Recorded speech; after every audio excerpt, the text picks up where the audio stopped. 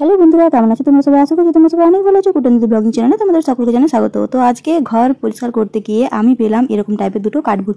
তাই ভাবলাম যে এই কার্ডবোর্ডগুলো দিয়ে কি করা যায়। আমি তো কোনো জিনিস ফেলে দিই না, ফেলে দেওয়া জিনিস দিয়ে আমি সাধারণত জিনিসপত্র তৈরি করি। তারপর ভাবলাম যে যদি এটা দিয়ে একটা হাত পাখা তৈরি করি তাহলে কীরকম হয়। তো দেখতেই পেলে আমি কিন্তু কার্ডবোর্ড দুটোকে এইভাবে চিটিয়ে নিলাম টেপ দিয়ে। এরপর একটা ঝুড়ির ঢাকনাকে দিয়ে আমি এটাকে একটু গোল করে এইভাবে কেটে নিলাম। যেরকম আমি মাপ নিয়েছি তার থেকে আমি কিন্তু 1 ইঞ্চি বেশি নিয়েছি, এখানে কেটে নিয়েছি। এরপর দেখো আমি আবারও কিন্তু টেপ চিটিয়ে এটাকে খুব ভালো করে একটু মজবুত করে দিলাম, যাতে এটা যখন আমি পাখার শেপ দেবো বা পাখা দিয়ে এটাকে যখন আমি হাওয়া করব তখন যেন এটা কোনো রকমভাবে খুলে না যায়। এরপর দেখো আমার কাছে আগে থেকেই ছিল একটা এরকম টাইপের ডান্ডা। এটা কিন্তু আমার পাখারই ডান্ডা ছিল, তো পাখাটা ভেঙে গেছে আর ডান্ডাটাকে আমি ভালো করে রেখে দিয়েছিলাম। কোনোদিন ভাবিনি যে এভাবে কাজে লাগবে। এরপর আমি একটা সাদা কাগজ এখানে নিয়ে নিয়েছি। এটা কিন্তু পুরনো জেরক্সের কাগজ। সেই জেরক্সের কাগজগুলো দিয়ে আমি খুব ভালোভাবে কিন্তু এটাকে একটু আমি চিটিয়ে নেবো।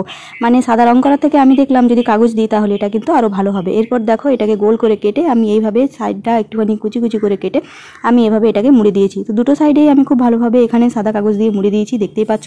তো যেহেতু জামাই ষষ্ঠী আসছে বা জামাই ষষ্ঠী চলে এসেছে, সেই জন্য আমি ভাবলাম যে জামাই ষষ্ঠী উপলক্ষে যদি এরকম টাইপের একটা হাত পাখা তৈরি করা যায়, যেটা জামাই ষষ্ঠী উপলক্ষে বানানো হয়েছে ভাববে, তাহলে কীরকম টাইপের হয়। তো সেটা দিয়ে আমি বসে পড়লাম এরকম একটা ড্রয়িং তৈরি করার জন্য। তো এখানে দেখতে পাচ্ছ যে জামাইকে আদর করে শাশুড়ি তার হাতে মিষ্টি খাইয়ে তার হাতে মিষ্টি ধরিয়ে দিয়েছে এবং তাকে মিষ্টি খাওয়াচ্ছে, এরকম টাইপের একটা চিত্র কিন্তু আজকে আমি এখানে তোমার আঁকবো।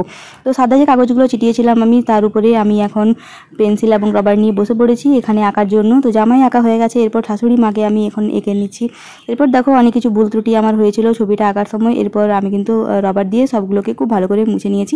এই যে দেখতে পাচ্ছ আমি খুব সুন্দর করে এটাকে তৈরি করে নিয়েছি। এরপর দেখো আমার ছবি আঁকা হয়ে গেছে। এরপর আমি চলে এসেছি এখানে রং তুলি নিয়ে।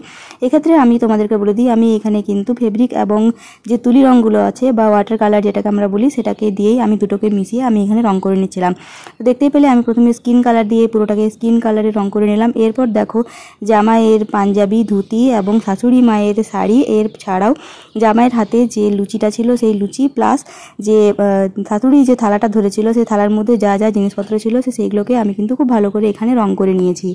আমার আজকের এই পাখার ভিডিওটা তোমাদের কেমন লাগলো তোমরা কিন্তু অবশ্যই আমার কমেন্ট করে জানিও। ভিডিওটা ভালো লেগে থাকলে চ্যানেলটিকে লাইক, সাবস্ক্রাইব, শেয়ার করতে একদম ভুলো না। সবাই খুব ভালো থেকো, সুস্থ থেকো। খুব তাড়াতাড়ি দেখা হবে তোমার সাথে একটা পরের ভিডিও নিয়ে। এরপর দেখো আমার কাছে ছিল আগে থেকে এরকম টাইপের একটা লেস, আর এই লেসটাকে আমি কিন্তু রিবন দিয়ে তৈরি করেছিলাম। তাই ভাবলাম যে এই লেসটাকে যদি এটা চারদিকে লাগিয়ে তাহলে কীরকম হয়। এরপর হট গ্লু দিয়ে আমি এটাকে খুব সুন্দর করে গোল করে এর দিকে লাগিয়ে নিচ্ছিলাম। আমি কিন্তু এখানে কোনো রকম কিছু লিখিনি, মানে শুভ জামাই ষষ্ঠী বা সেরকম টাইপের কিছু লিখিনি। আর ব্যাকগ্রাউন্ডটা আমি সাদা রেখেছি, কারণ সাদা হলো শান্তির প্রতীক। আর আমি মনে করি যে আজকে এই জামাই ষষ্ঠীর দিনে শ্বশুর বাড়িতে জামাইরাও শান্তিতে করে খাওয়া দাওয়া করুক এবং শ্বশুর বাড়িতে শান্তি বজায় থাকুক।